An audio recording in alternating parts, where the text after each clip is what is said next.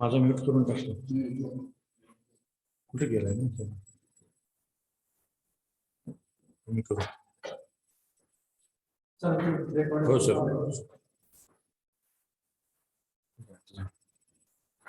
हा येतोय का आवाज? हो सर. आता नीट लक्ष द्या.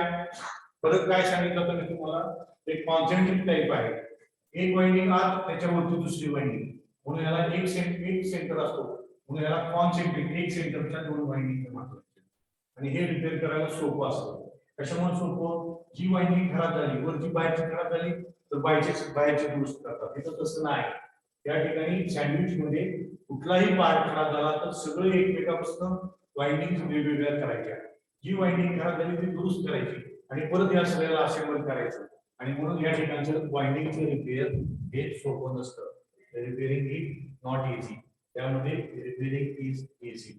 हा त्यातला फरक आहे कोर टाईप शेल टाईप मधला. आता पुढचा जो फरक आहे त्यामध्ये लिहूया आपण. त्याच्यामध्ये काय लिहायचं? याच्यामध्ये winding surround the core. Winding ज्या वाइंडिंग असतात त्या बाहेर असतात. Winding surround the core. Core आतमध्ये आणि वाइंडिंग बाहेर म्हणून येतात वाइंडिंग सराउंड द कोर. या ठिकाणी काय आहे? Core surround the winding. Core बाहेर आणि वाइंडिंग आत. Core surrounds the winding. Winding आत असतात कोर बाहेर असतात म्हणून लिहितात कोर सराउंड द वाइंडिंग. हा फरक आहे. त्याच्यामध्ये एक विंडो असते. One single window. एक पाचवा फरक आहे. हा सहावा फरक सिंगल विंडो. कोर टाइप मध्ये हा एक सिंगल विंडो असते. या ठिकाणी डबल विंडो. शेल टाइप मध्ये डबल विंडो. नंतर यामध्ये काय आहे? Single window double window. एकच मॅग्नेटिक पाथ असतो. त्यामध्ये एक रिफ्लेक्स आहे. एक त्याच्यासाठी एक मॅग्नेटिक पाथ असतो आणि या ठिकाणी ह्या फ्लक्सला दोन मॅग्नेटिक पाथ राहतात. त्यात दोन मॅग्नेटिक पाथ राहतात आणि त्यामुळे पुढचा फरक आहे single magnetic path. Single magnetic path. आणि या ठिकाणी double magnetic path. Double magnetic path. बोला यात काय अडचण आहे का सांगा. मुलांनो विचारा. एक core type transformer shell type transformer त्याच्यावरती जास्त भर दिला जातो आणि ह्या वाइंडिंग्स आहेत. Concentric type winding, sandwich type winding. तर हे कन्स्ट्रक्शन मध्ये तुम्हाला महत्वाचं आहे. बोला यात काय अडचण आहे का? शरयू? No sir. ठीक आहे. याचा एक फोटो काढा. याचा फोटो तुम्हाला पाठवतो. कोर टाइप आणि शेल टाइप.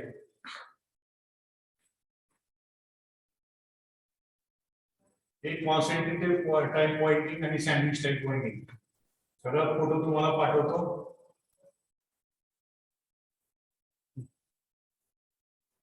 ठीक आहे. आता पुसून टाकू का? कोणाला काय विचारायचं असेल तर आताच विचारा. मुलांनो घालू का हे? हो सर. अजून एकदा सांगा सर.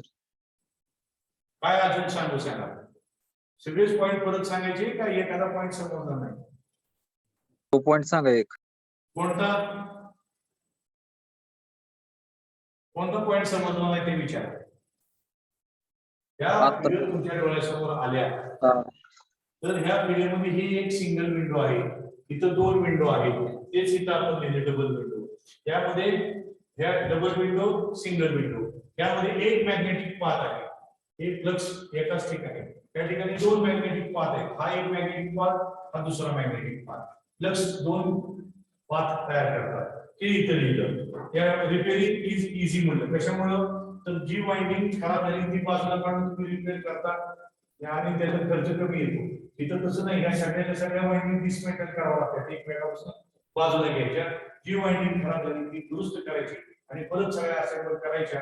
म्हणून याचा खर्च जास्त राहतो. त्या शेल टाईपच्या ट्रान्सफॉर्मरचा खर्च रिपेअरिंगचा इथं कमी राहतो, तिथं जास्त राहतो. त्या ठिकाणी कॉन्सेंट्रिक टाईप वाइंडिंग वापरली, ह्याच्यामध्ये त्यामध्ये सँडविच टाईप वाइंडिंग वापरली आणि हे वाइंडिंग बाहेरच्या बाजूला आहेत म्हणून उष्णता या वाइंडिंग मध्ये हवेमध्ये निघून जाते, म्हणून हीट डिसिपेशन इज इझी. त्या वाइंडिंग आत असल्यामुळे उष्णता सहजासहजी बाहेर पडत नाही, आत असल्यामुळे उष्णता त्या वाइंडिंगची कमी होत नाही, त्याला आपल्याला स्पेशल कुलिंग अरेंजमेंट करावी लागते आणि म्हणून heat dissipation is not easy असं त्याचं नाव आहे.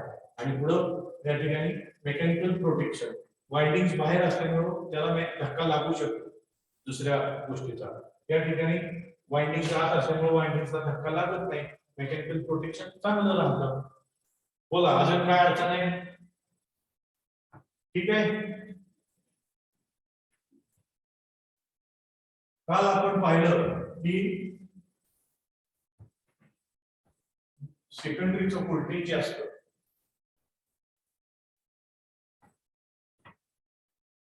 लक्ष द्या. आता टाइप ऑफ ट्रान्सफॉर्मर हा विषय आपण थांबतो इथं. आता हा जो ट्रान्सफॉर्मर आपण काल दाखवला होता,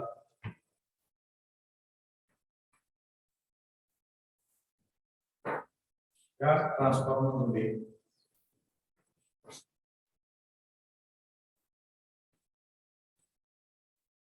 हे प्रायमरी वाइंडिंग जिथं सप्लाय करतो त्याला म्हणतात प्रायमरी वाइंडिंग V1, त्यातला करंट I1, इथला हे सेकंडरी आहे, इथं लोड जोडतो, हे I2 आणि इथलं व्होल्टेज V2, इथलं व्होल्टेज V2 आणि इथं तयार या वाइंडिंग मध्ये तयार झालेलं जे व्होल्टेज आहे त्याला म्हणतात सेकंडरी वाइंडिंग व्होल्टेज V2 आणि इथं तयार झालेल्या व्होल्टेजला म्हणतात प्रायमरी वाइंडिंग व्होल्टेज V1. तर हे सेल्फ इंडक्शन मुळे होतं, हे म्युच्युअल इंडक्शन मुळे होतं. पण आपण काय म्हणतो, इथं तयार झालेलं व्होल्टेज जर 440 असेल, इथलं व्होल्टेज जर जास्त असेल 440, तर ह्या वाइंडिंग मध्ये त्यातलं व्होल्टेज IR हे यातलं करंट वाहणारा I2 आणि याचा रेजिस्टन्स I2 R2 एवढं व्होल्टेज, म्हणजे समजा I2 ची किंमत आहे 10 एंपियर आणि रेजिस्टन्स आहे 1 ओहम, तर 440 मधून I2 R2 एवढं व्होल्टेज कमी होतं. I2 R2 म्हणजे किती व्होल्टेज ड्रॉप होतो आपण त्याला व्होल्टेज ड्रॉप. व्होल्टेज ड्रॉप म्हणजे ह्या वाइंडिंग मध्ये तयार कमी झालेलं व्होल्टेज त्याला I2 R2 म्हणलं. I2 ची किंमत 10, R2 ची किंमत 1, 10 व्होल्ट कमी होईल, 440 मध्ये 10 व्होल्ट याच्यात ड्रॉप होईल आणि इथं आपल्याला मिळेल 430. तर हे याला व्होल्टेज रेग्युलेशन असं म्हणतात. या E2 मायनस V2, E2 म्हणजे तयार झालेलं व्होल्टेज वजा मिळणारं व्होल्टेज डिवाइडेड बाय E2 याला म्हणतात व्होल्टेज रेग्युलेशन. आणि हे 6% पेक्षा कमी असलं पाहिजे. हे ट्रान्सफॉर्मर डिझाइन करताना तुम्हाला त्याची काळजी घ्यावी लागते. आता ठीक आहे, आयडियल ट्रान्सफॉर्मर म्हणजे काय हे जर आपण विचारात घेतलं तर आयडियल ट्रान्सफॉर्मर मध्ये लॉसेस नसतात. आपण लॉसेस काय काय पाहिलं, copper loss PC, iron loss PI, त्याचे दोन भाग, PI चे दोन भाग, एक हिस्टेरिसिस लॉस, दुसरा एडी करंट लॉस. तर हे कॉपर लॉस 0 असतो, हे दोन्ही लॉस 0 असतात. तर आयडियल ट्रान्सफॉर्मरची पहिली कंडिशन, आयडियल ट्रान्सफॉर्मर म्हणजे काय असं जर तुम्हाला कोणी सांगितलं, आयडियल म्हणजे काय, अगदी त्याच्यात कुठलेही लॉसेस नाही, थोडक्यात तुमच्या 100 पैकी 100 मार्क मिळवणारा विद्यार्थी, त्याला आपण आयडियल म्हणूया. तर आयडियल ट्रान्सफॉर्मर जर तुम्हाला माहिती विचारली तर losses in transformer are 0. Transformer मध्ये कॉपर लॉस नसतो, आयर्न लॉस नसतो, दोन्हीही लॉसेस 0 असतात, दोन्ही लॉसेस 0 असतात. हे प्रॅक्टिकली शक्य नाही, पण आयडियल ट्रान्सफॉर्मर म्हणून विचारलं तर लॉसेस 0 असतात. आणि मग इफिशियन्सी म्हणजे काय आपण पाहिलं, आउटपुट डिवायडेड बाय इनपुट म्हणजेच काय output divided by output plus losses. आता लॉसेस 0 आहे, लॉसेस आयडियल ट्रान्सफॉर्मरची 0 म्हणजे इथं काय आलं output divided by output into 100 म्हणजे 100% इफिशियन्सी असेल. या ट्रान्सफॉर्मरची इफिशियन्सी आयडियल ट्रान्सफॉर्मरची इफिशियन्सी 100% असते. Ideal transformer efficiency is 100%. हा दुसरा मुद्दा समजतंय का? बोला. हो सर. हो सर. ठीक आहे, तर समजतंय हे तो. आता तिसरा मुद्दा याच्यामध्ये, तिसरा मुद्दा याच्यामध्ये लॉसेस 0, नंतर ट्रान्सफॉर्मर आयडियल ट्रान्सफॉर्मरची इफिशियन्सी 100 असते आणि या ठिकाणी E2 is equal to V2. Voltage regulation is 0%. Voltage regulation is 0%. म्हणजे काय हो E2 आणि V2 सारखे असतात. व्होल्टेज ड्रॉप होत नाही, त्या वाइंडिंग मध्ये व्होल्टेज ड्रॉप होत नाही, म्हणून हे व्होल्टेज आणि हे व्होल्टेज सारखं असतं. प्रॅक्टिकली हे शक्य नाही, पण आयडियल ट्रान्सफॉर्मर मध्ये voltage regulation is 0. E2 is equal to V2 आणि म्हणून पुढची कंडिशन लिहितो इथं आयडियल ट्रान्सफॉर्मर मध्ये टर्मिनल व्होल्टेज सारखे असतात. E2 is equal to V2. यामध्ये नो व्होल्टेज ड्रॉप, वाइंडिंग मध्ये व्होल्टेज ड्रॉप होत नाही. No voltage drop in the winding. No voltage drop in the winding. यात काय अडचण आहे का विचार? व्होल्टेज ड्रॉप नाही. आता व्होल्टेज ड्रॉप म्हणजे काय? I2 आणि R2 याचा गुणाकार. त्यातनं करंट तर व्हायला पाहिजे, ट्रान्सफॉर्मरचे करंट वाहणार. मग काय 0 असलं पाहिजे? Voltage drop 0. व्होल्टेज ड्रॉप 0 असतो. मग I2 R2 ची किंमत 0 कधी होईल? R2 0 असेल. त्यामुळे पुढची कंडिशन काय राहते? R1 अँड R2 हे जे वाइंडिंगचे रेजिस्टन्स आहेत, R1 आणि R2 हे जे वाइंडिंगचे रेजिस्टन्स आहेत, हे रेजिस्टन्सेस R0. R1 and R2 R0. Resistance 0, resistance 0 म्हणून व्होल्टेज ड्रॉप 0. व्होल्टेज ड्रॉप 0 म्हणून व्होल्टेज रेग्युलेशन पण 0. न्यूमरेटर 0 येतो. E2 is equal to V2. E2 is equal to V2. हे आपण काय फॉर्म्युला लिहिला होता? V2 is equal to E2 minus I2 R2. हे व्होल्टेज मधून हे ड्रॉप झाला की इथं येतो. हे व्होल्टेज कसं काढते?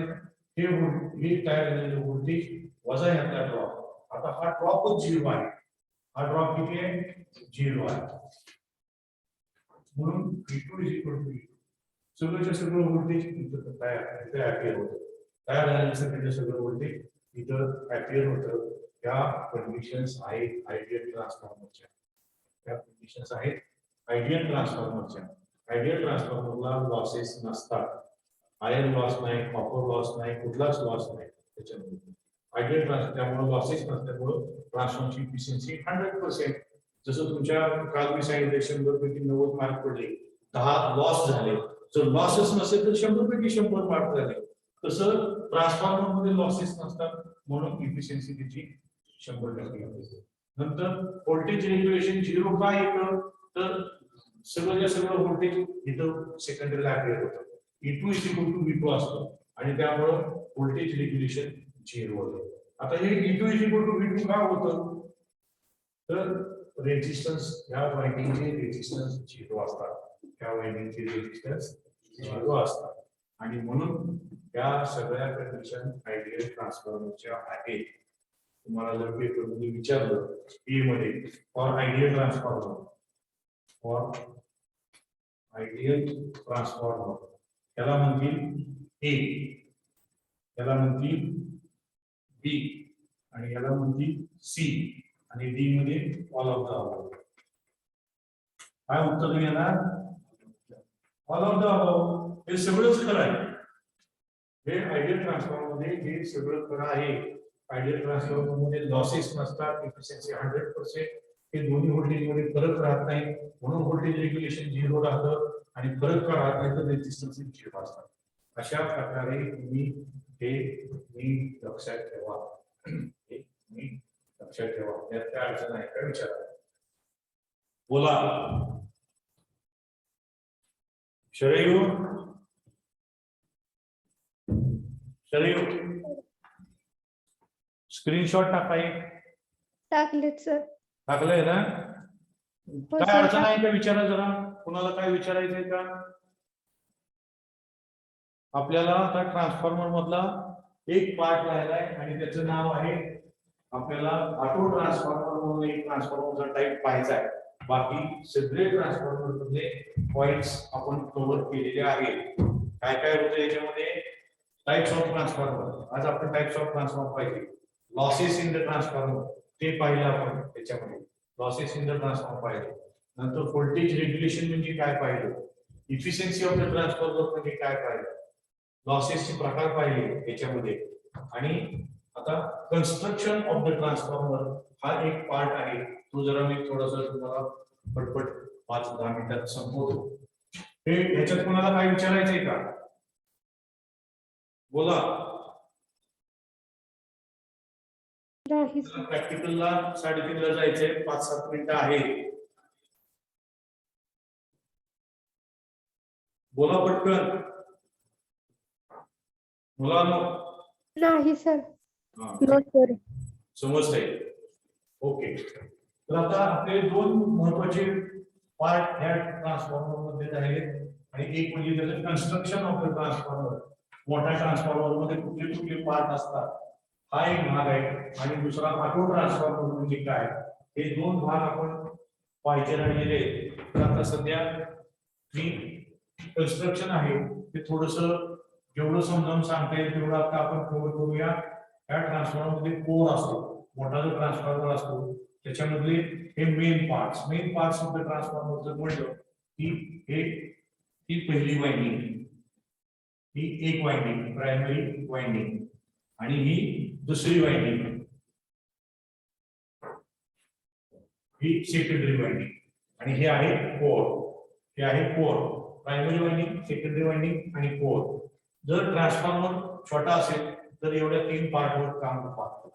व जर ट्रान्सफॉर्मर मोठा असेल तर हे सगळे एका टँक मध्ये, शीट मेटलचा टँक असतो, धातूच्या टँक मध्ये, मेटलच्या टँक मध्ये ही असेंबली करतात. ही असेंबली हे त्याचं स्टँड आहे. त्या स्टँडवर हे सगळं ठेवलेलं असतं. त्या स्टँडवर हे primary winding, secondary winding, core एका मेटल टँक मध्ये ठेवलेले असतात. आणि हा टँकला ऑइल भरलेलं असतं. या टँक मध्ये, या टँक मध्ये काय असतं, ट्रान्सफॉर्मर ऑइल. टँक मध्ये असतं ट्रान्सफॉर्मर ऑइल.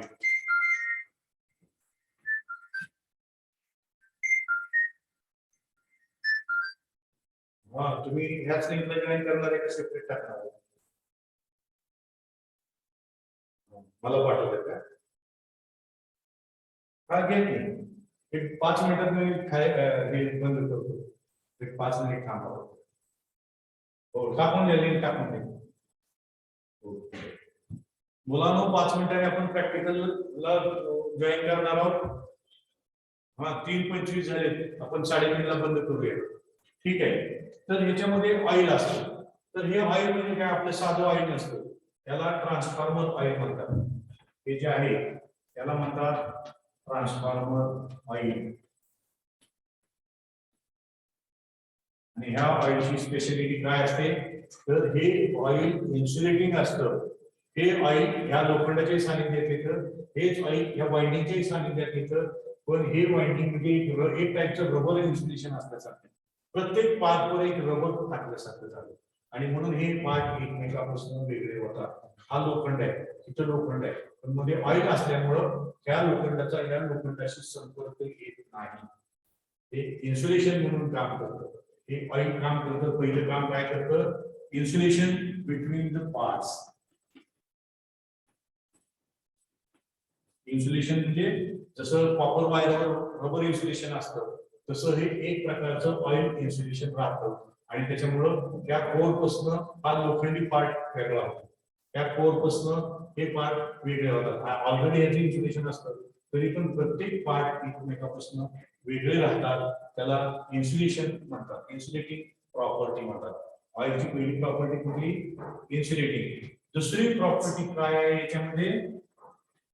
दुसरी प्रॉपर्टी याच्यामध्ये ही नॉन फ्लेमेबल. नॉन फ्लेमेबल म्हणजे अज्वालाग्री. हे ऑइल पेटत नाही, ऑइल पेटत नाही. आता ही प्रॉपर्टी का असते तर हे कोर गरम होतं, एडी करंटमुळे कोर गरम होतं, वाइंडिंग गरम होतात करंट वाहिल्यामुळे, करंट वाहिल्यामुळे वाइंडिंग गरम होतात. पण ही जी उष्णता आहे त्या वाइंडिंगची कोरची उष्णता ही ऑइल शोषून हे ऑइल घेते आणि ही या ट्रान्सफॉर्मरच्या बॉडीला आणते. ही उष्णता ह्या बॉडीकडे येते. ही उष्णता ही आपला गरम पार्ट आहे त्याची हीट त्या ट्रान्सफॉर्मरच्या सरफेसला येते, ट्रान्सफॉर्मरच्या बॉडीला येते आणि ही बॉडी हवेत ऍटमॉस्फिअर मध्ये असल्यामुळं समजा इथं 60 डिग्री टेम्परेचर आहे, ऍटमॉस्फिअरचं डिग्री 30 आहे, तर ते ऑइल याला आतली उष्णता बाहेर आणून थंड करतं. आपले पार्ट थंड ठेवतो, आपले पार्ट थंड होतात. त्यामुळं कुलिंग हे याचं महत्वाचं फंक्शन आहे. ट्रान्सफॉर्मर मधले आतले पार्ट थंड ठेवायचं हे काम ह्या ऑइलचं आहे, हे काम ह्या ऑइलचं आहे. आणि हे नुसतं एवढंच काम नाही तर याला असे पिन्स किंवा रेडिएटर्स म्हणतात.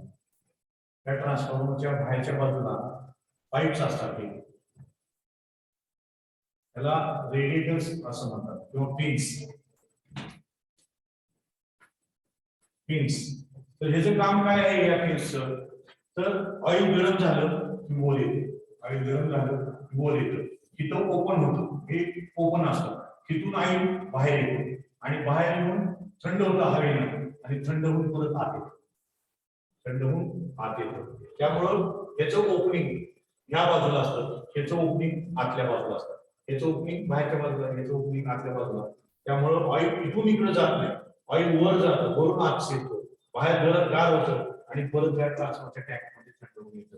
त्यामुळं ऍडिशनल कुलिंगसाठी या फिन्सचा उपयोग होतो. फिन्स किंवा त्याला रेडिएटर्स म्हणतात किंवा ट्यूब्स म्हणतात.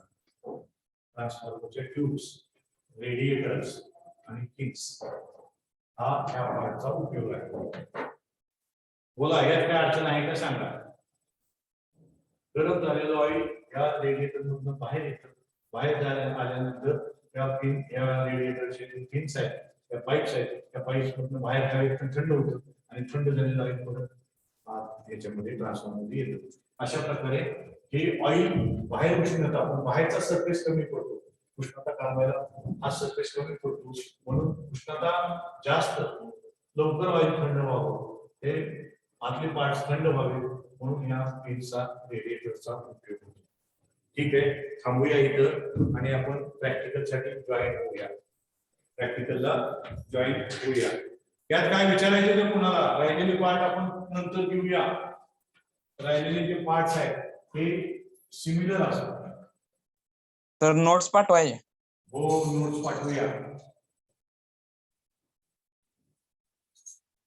जसं इकडं बाहेर असतं तसंच या बाजूला रेडिएटर्स असतात. तुम्ही जर पॉवर ट्रान्सफॉर्मर बघितले तर त्या टाईपचे असतात. आपण आता पुढचे पार्ट जे आहे ट्रान्सफॉर्मरचे ते पुढच्या तासाला आपण बघूया. ज्यावेळेला आपल्याला तास मिळेल त्यावेळेला मी पुढचा पार्ट कव्हर करेल. आता आपले 2 पार्ट राहिले ट्रान्सफॉर्मरचे, एक म्हणजे ऑटो ट्रान्सफॉर्मर आणि दुसरं म्हणजे ह्या ट्रान्सफॉर्मरचे आणखी ज्यादा जे पार्ट्स आहेत त्या ट्रान्सफॉर्मरचे. अजून बरेच पार्ट्स आहेत ते मी तुम्हाला 1 बाय 1 शिकवेल, तो भाग वेगळा. पण आज एवढ्याच झालेल्या तुम्हाला काय अडचण आहे का विचार. त्याला मेटल टँक म्हणतात. हा मेटल टँक आहे, हे पण मेटलचंच असतं रेडिएटर्स. आतमध्ये ट्रान्सफॉर्मर ऑइल आणि हे कोर आणि वाइंडिंग, एवढा पार्ट मी तुम्हाला आज सांगितलं. नंतर बाकीचे राहिलेले पार्ट्स आपण पुढच्या तासाला घेऊ, प्रॅक्टिकलला जाऊया. बोला, काय अडचण आहे का? हॅलो, बोला.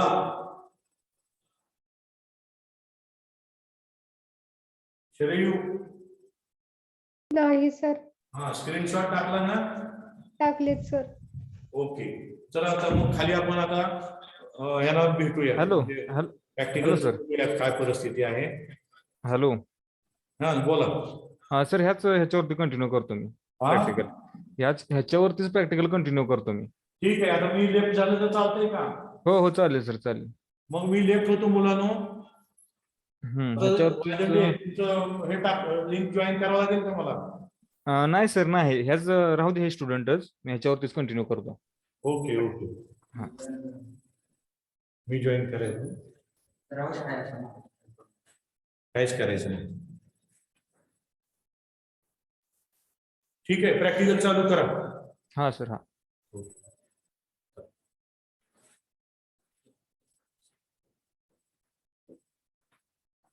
समजते का? हे सगळं तुम्हाला पुढं भविष्यात बघावं लागणार आहे.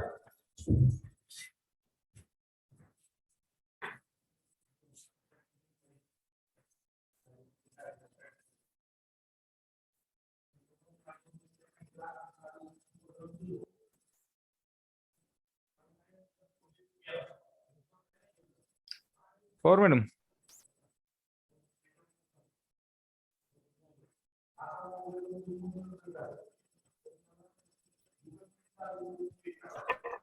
घेते सर.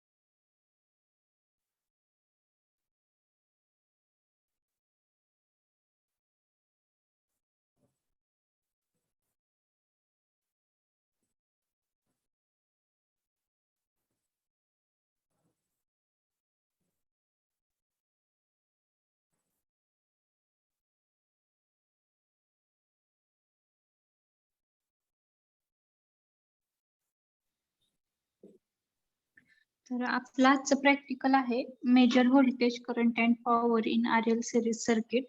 काल आपण केलं तर फक्त रेझिस्टिव्ह लोड देऊन आपण व्होल्टेज, करंट आणि पॉवर मेजर केली होती. आज आपण त्यामध्ये इंडक्टिव्ह लोड ऍड करणार आहे आणि मग व्होल्टमीटर, ॲमीटर आणि वॅटमीटरच्या रिडिंग घेणार आहे.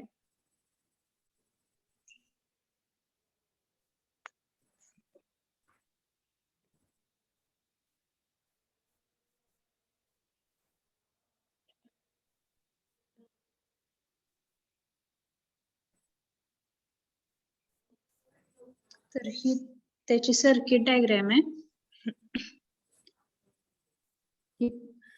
पण 230 volt single phase 50 hertz supply हा ऑटो ट्रान्सफॉर्मरला देणार आहे. ऑटो ट्रान्सफॉर्मरचं फेज टर्मिनल आहे ते ॲमीटरच्या कॉमनला आणि व्होल्टमीटरच्या कॉमनला जाते. ॲमीटरचं रेंजचं टर्मिनल आहे ते वॅटमीटरच्या एम टर्मिनलला जाते. आपण इथे एम चे शॉर्ट करतो आणि एल लोड वॅटमीटरच्या लोडचं टर्मिनल आपण लोडच्या फेजला देतो. त्याचं न्यूट्रल आहे ते